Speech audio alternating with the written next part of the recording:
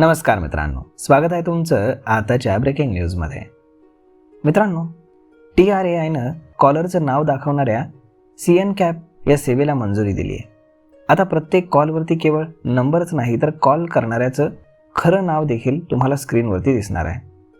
ही सेवा डिफॉल्ट स्वरूपानं सर्व युजर्सना मिळणार आहे, परंतु याला बंद करता येऊ शकणार आहे. यामुळे फ्रॉड आणि स्पॅम कॉलवरती लगाम लागणार आहे आणि युजर्सना कॉलर ID मुळे कोणाचा कॉल आहे हे चटकन समजणार आहे. भारतीय दूरसंचार नियामक प्राधिकरणानं म्हणजेच TRAIनं अखेर कॉलरचं नाव दाखवणारी कॉलिंग नेम प्रेझेंटेशन या सेवेला मंजुरी दिली आहे. आता मोबाईल युजर्सला फक्त नंबर नाही तर त्या माणसाचं खरं नाव कळणार आहे, म्हणजेच तो नंबर कोणाच्या नावानं रजिस्टर आहे ते. आता ही NCAP सेवा आहे तरी काय ते पहा.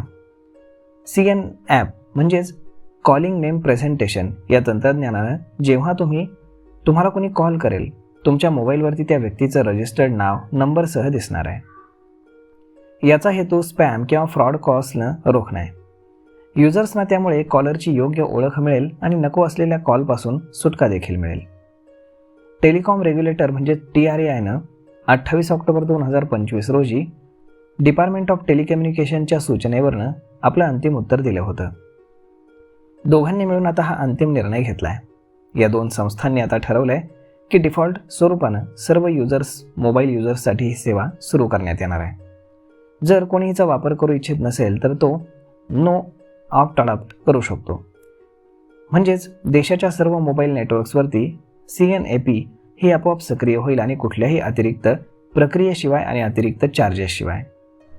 यासाठी तुम्हाला कुठलेही एक्स्ट्रा पैसे देण्याची गरज नाही. तर मग मित्रांनो, अशा पद्धतीनं येणाऱ्या महिन्यामध्ये आता तुम्हाला प्रत्येक नावासमोर, प्रत्येक नंबरसमोर ते कॉल करणाऱ्याचं नाव देखील दिसायला सुरुवात होणार आहे. तर मग मित्रांनो, हा व्हिडिओ, ही माहिती तुम्हाला कशी वाटली हे तुम्ही आम्हाला कमेंट करून नक्कीच सांगा. आणि जर आवडली असेल तर आपल्या जवळच्या मित्रमंडळींसोबत देखील हा व्हिडिओ तुम्ही शेअर करायला विसरू नका. धन्यवाद.